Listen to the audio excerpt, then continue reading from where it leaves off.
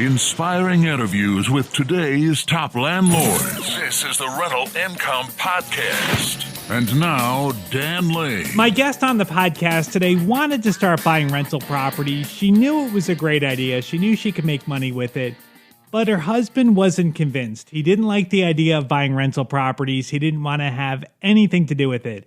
So she worked on him, she campaigned, she twisted his arm, and eventually he came around and said, okay, let's do it. Let's buy some rental properties.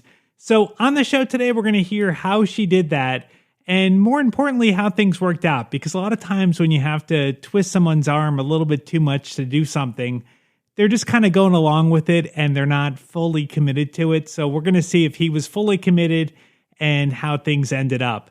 Joining us on the show today from Houston, Texas is Natasha Carroll. We'll take a really quick break to thank our sponsors. We'll come right back and we'll talk to Natasha. Whether you've been buying rental properties for years or you're looking to buy your very first rental property, the very first thing you want to do before you go out and find a great deal is to figure out your financing. The lender that I recommend is Chaley Ridge from Ridge Lending Group. She's a nationwide lender and her specialty is helping investors finance rental properties. Chaley has a special limited time offer just for our listeners. She will pay for your appraisal up to $500 when you close a loan with her. Just mention you heard about this on the Rental Income Podcast. If you want more details or if you're ready to get started today, just go to ridgelendinggroup.com. That's RIDGE lendinggroup.com. NMLS 42056. A good deal on a rental property isn't going to last very long. To win properties today, you need to move quickly when a deal comes on the market, but it takes time to analyze a property. I want to let you know about an app where you can analyze deals on your phone in seconds. It's called Ask Rick. That's RIC for Rental Income Calculator. You can analyze a deal with the push of a button. You can figure out the rent, your mortgage payment, your expenses, and figure out the cash flow. If the numbers make sense, you can make an offer right there on the app, or you can send a calendar invite to your agent to see the property in person. Ask Rick is currently offering a free 7-day trial. Just search for Ask Rick in the App Store or go to Just Ask Rick. That's RIC, justaskrick.com. Natasha, so you really wanted to buy rentals and your husband wasn't so sure about it. So how long were you working on him to change his mind? I was probably like 6 months to a year when we first had the initial discussion. And I think it was more worrying about the rental market and the bad things that he had heard. But it took about 6 months, almost to a year. How did you change his mind? How did you get him excited about it? I think the initial discussion was around how do we leave something for my daughter. Once I brought that up, he started thinking about it and then spending time maybe talking to a few other people who had rental properties, and they explained how not everything was really bad as long as you stayed on top of the rental process and tried to make sure you qualify your tenants, then it could be a really good journey. Yeah. So was it a hard no? Like when you would bring it up, was he shutting you down right away, or what was it? In the beginning, he wasn't excited at all. It was more like, let me think about it. I need to convince myself, or how do we know that this will be profitable in the long run? So yes, in the beginning, it was like, no. But then over time, discussing longevity and building wealth and possibly leaving something to my daughter and speaking to other people, he eventually came around. Yeah. And so you're trying to convince him that this is a good investment, but you're new to rentals yourself, right? Like, did you know a lot about real estate at this time? Absolutely not. I knew nothing about real estate at all, Dan. Okay. It's just crazy. I just knew I wanted to buy homes, but I didn't have any knowledge on the market at that time. I didn't really know how to purchase a property a lot or what you can rent them for. But I was at least knowing that over time, I believe that real estate is a valuable asset, and I knew I wanted to do it. I just didn't know how. Awesome. Yeah? All right, so you buy your first place. So how did that go with your first place? Like, did he just come around one day and say, "Okay, let's do this"? No, I actually was. I was talking to someone who was a realtor at that time. Said that they had worked with investors, and we kind of met up with them. I was really excited about buying the properties that they had said that they were having coming up that was being built. So I think we had that initial discussion, and then we waited for like 3 or 4 months, and then we decided to purchase a property at that time. So over time, I guess a whole year, he was kind of convinced and seeing the market and the potential. And we eventually jumped in and purchased our first initial property. Awesome. So tell me about the deal. Like, what was the property like? Yeah, the deal, I think we purchased that deal probably in the Spring, Texas area. We were super excited at that time. We were trusting someone else. Let's just be very clear. I didn't know anything about real estate, trusting someone else that they had did the homework on the market and what the home should sell for. Actually, it was a new construction deal, the first one that we purchased. So believing that they had surveyed the neighborhood, knew the value, had worked with the builder before. So we went through the process, was excited to buy it, put down some money, and then we purchased our first property. Awesome. Yeah. And how did it work out? Actually, that first property wasn't that good. I think over time we purchased that property, and right after that, the market started to crash in 2007, 2008 timeframe. And then my husband, of course, and myself was a little nervous about what should we do. And I know he kept saying, let's sell it, let's sell it. So we looked into selling it. And we realized, to be honest with you, that we had paid more for the property than it was worth. Yeah. So it was not such of a great experience the first time around. And then we eventually ended up selling that property when the market was crashing, and we wind up taking a loss, which was the first lesson in real estate for us. Yeah. Yeah. Don't sell. So was the property making money, like on the rent? Yeah, the property was making money. That property we purchased, we were renting for $1,400 a month. I think it was just more fear because the market was crashing and all the negative information you hear on the news. My husband kind of wanted to sell the property, but I was also a firm believer in Warren Buffett when he said, when the market is low, you should buy and then, sell when it's high. So it was just a challenge and probably nervousness. And we ended up selling that one, and we took a loss on it. Oh, wow. So do you think he maybe wasn't fully convinced? I would say probably wasn't, he wasn't 100% convinced. Yeah. But I think since then we've purchased another one. But prior to that, I realized he wasn't 100% convinced. Yeah. But he eventually came around. So then, all right, so you lost money, you got out of that deal. And then how long did you wait before you got back into it and bought your next property? It was probably like 8 months later. Okay. We purchased another property. This time we kind of did some homework on our own. Went at it a little bit independently, trying to understand the neighborhoods. And I physically went out and met some of the neighbors, got a better understanding of what some of the home prices were, and was able to negotiate a better deal on a resale. Awesome. Okay. So tell me about this property. Was this also a newer home? No, actually, this wasn't a newer home. Okay. It was in the west part of Houston. It was actually a home that needed more cosmetic work at the time, and the owners was looking to sell it because they were moving out of town. I mean, a lot of cosmetic work, holes in the wall, the carpet was nasty. You needed to put mirrors, paint the walls, clean the kitchen. But that property was in a thriving neighborhood, which we always look at something with the good school district. So we took a chance on it. And I think we purchased that property for about $130. Yeah, $125, $130, and put $10,000 of repairs into it, and then ended up renting that property for $1,400. Okay. All right. Awesome. So that sounds like a great deal. So you're just a little bit over the 1% rule. That sounds good. Now, the very first property, what did you pay for that property and what was it rented for? Yeah, I think we paid probably 139.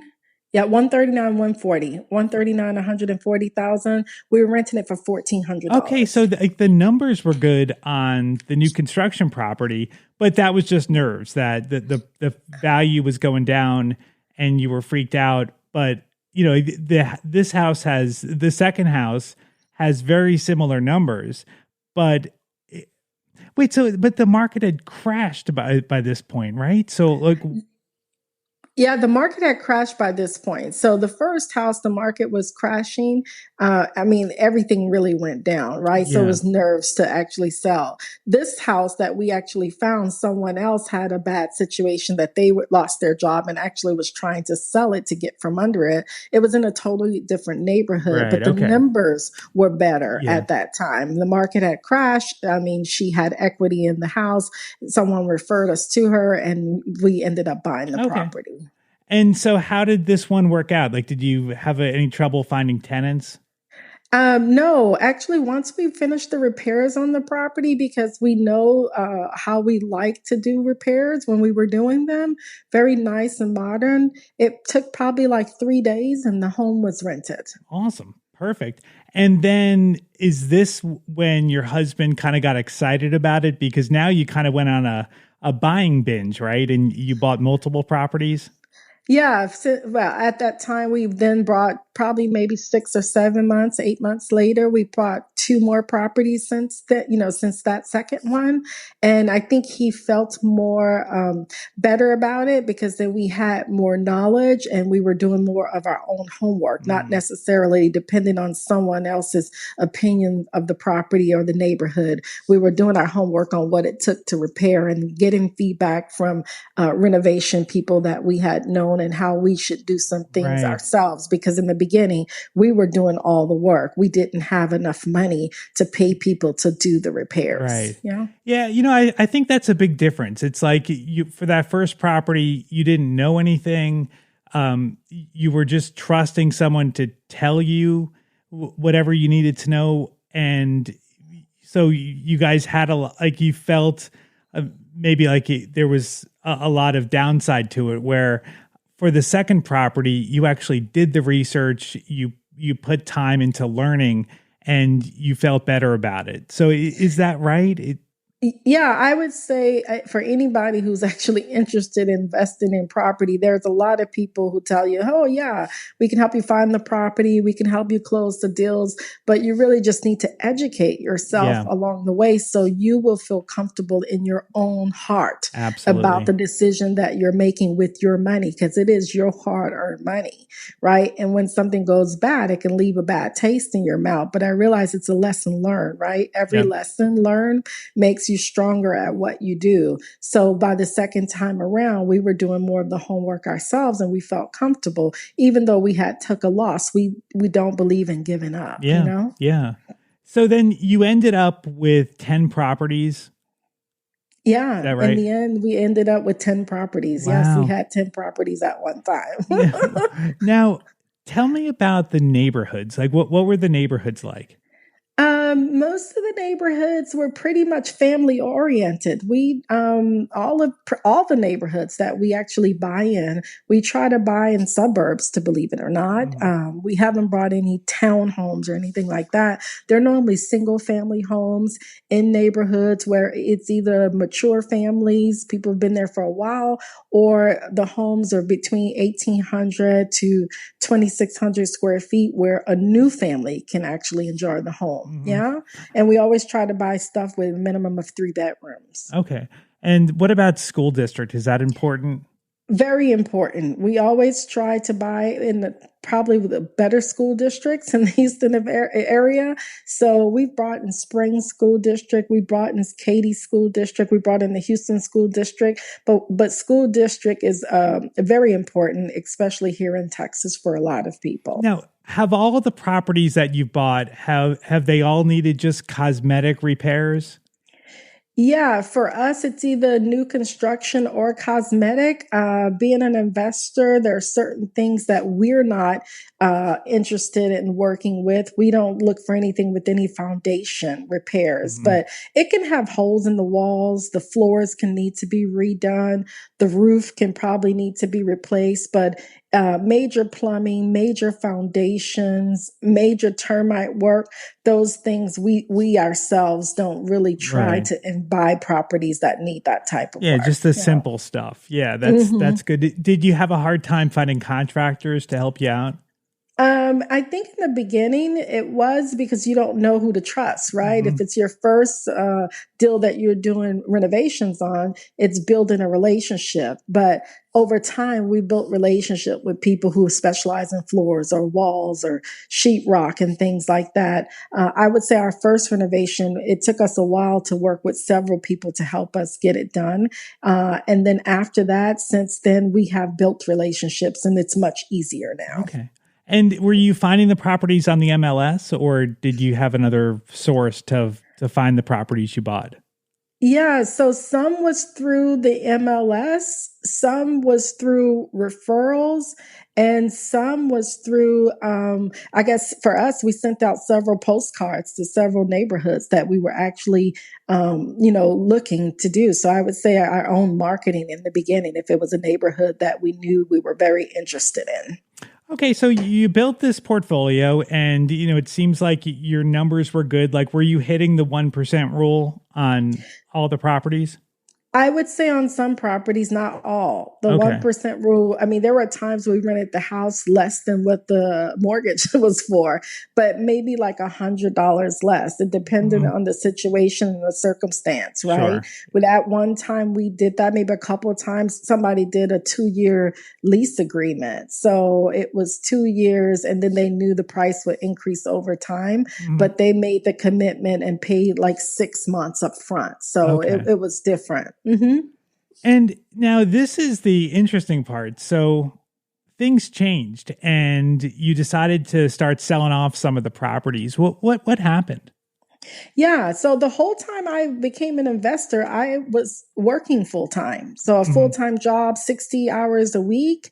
And while I was doing that, I actually took on several projects that required a lot of travel and time commitment, implementing software for a huge company around the world. So I started traveling, and so did my husband. And we realized there's no way we would be here to manage all of the properties. So then we started to sell those properties because literally we were traveling international, and the zone differences would have us up all hours of the night if there was a problem. Right. Okay. So So we made a decision to start selling. so if a tenant were to call you at 2 in the afternoon because you're traveling all over the world, that might be 2 in the morning, and it just wasn't convenient to It own them. wasn't convenient. Yeah, definitely wasn't convenient for us at that time. Did you think Yeah. about getting a property manager? We eventually did on the back end, but not in the beginning. That Okay. wasn't like something we were thinking about when we were just buying the homes ourselves. We eventually built a relationship with a property management company. Now we have that on the latter end of buying, but not in the beginning. No. So you still have some of your properties, right? You just sold Yeah. off some of them. So how many Yes. rentals do you have right now? We have three. So we Okay. have three left. And our goal is to buy some more and look for a smaller apartment building. That's our next investment that we're Okay. looking into. So with the 7 that you sold, like would you say that they were a lot of hassle? Like was there a lot of stuff coming up? I would say that if you're getting into single family homes, there is going to be stuff that come up. Let's not glaze over that, right? Right. I mean, you're going to have hot water heaters go out. You may have a leaking roof in Texas. It rains here a lot. You may have, carpet repairs. Where every time someone moves out of a lease, you have to think about how you freshen up the home to make sure it's attractive to the next renter, right? So there is things that come up over time time, and you have situations where people lose their job. So, of course, there's always something that's coming up in the rental market when you're an investor, and you have to kind of think about how you're going to handle those things. Were those properties like just giving you a lot of hassle to where it wasn't worth it? I wouldn't say it wasn't worth it. It was just since we were managing it in the beginning, it's always something that's taking place. And when you're traveling, you want to be from my perspective, you want to be a good landlord, right? And so being able to be responsive or get the hot water heater fixed or make sure somebody check the AC if it's not running cool. When you can't respond, I feel like it affects your reputation as a landlord. Sure. So that's why we know with traveling, we were like, let's just go ahead and sell some of them over time. Yeah? Okay. So those properties just weren't maybe not as passive as you were hoping for. Yeah, I would say they were good income, but not as passive or as lucrative as we would want them to. So did they make money like when everything was said and done? Yeah, I would say, they made money, was able to pay the mortgage, taxes, and insurance and have some left over, but it wasn't like we were making hundreds of dollars, Okay. you know? Yeah. Mm-hmm. So the ones that you kept, like what's different with those properties? Like why not sell everything? Yeah, I think why not sell everything? There was, I think, the two are in one area that literally it never is empty. Okay. So the moment you fix it up, the next hour someone calls you and tries to rent it. So we just kept those because they were close together. And if we had to manage them, we're going into one location, right? At one place. And then the other one is not that far. So they were just all in the same area. That's for convenience mainly. Now, did you make a profit? I mean, because you were buying at a low point in the market when you first started buying, and the market's appreciated a bit. So, like, did you make money selling them? Yeah, I mean, over time, I would say for those 7 properties we sold over time, we made at least $80,000. Oh, okay. Which wasn't a bad profit. That's not bad at all. Yeah, that's not bad. It's over time, but definitely we made money on them. I mean, the first one, of course, I mentioned we lost money, but over time, I think it is so true what people say. Homes appreciate in value. The only time they go down, as you're well aware, is if there's a huge market impact, right? Something that's happening on the global level. I would say overall, Natasha's experiment into buying rentals was a big success. I'm glad that her husband finally got on board. It kills me that she had to sell off 7 of those rental properties because they sounded like they were great properties. And it's great that they appreciated it and that she made $80,000, but I think she would have made even more if she continued to hold on to those properties. They would have appreciated more over time. The rents would have gone up.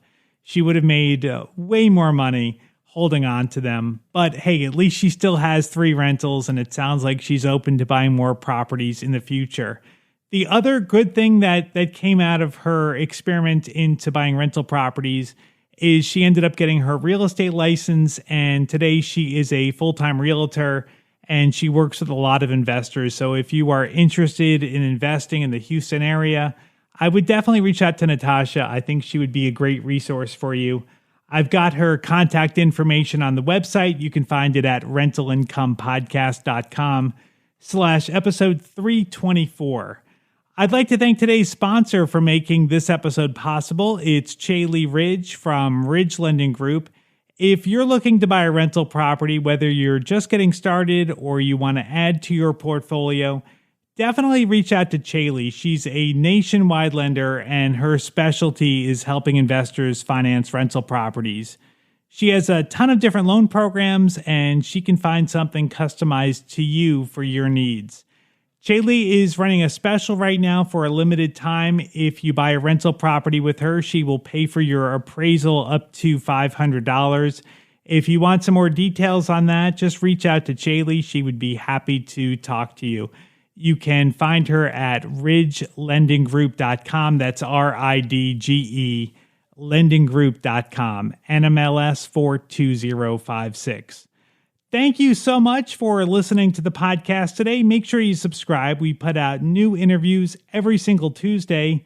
And if you subscribe, you'll get notified as soon as they come out. My name is Dan Lane, and this has been the Rental Income Podcast.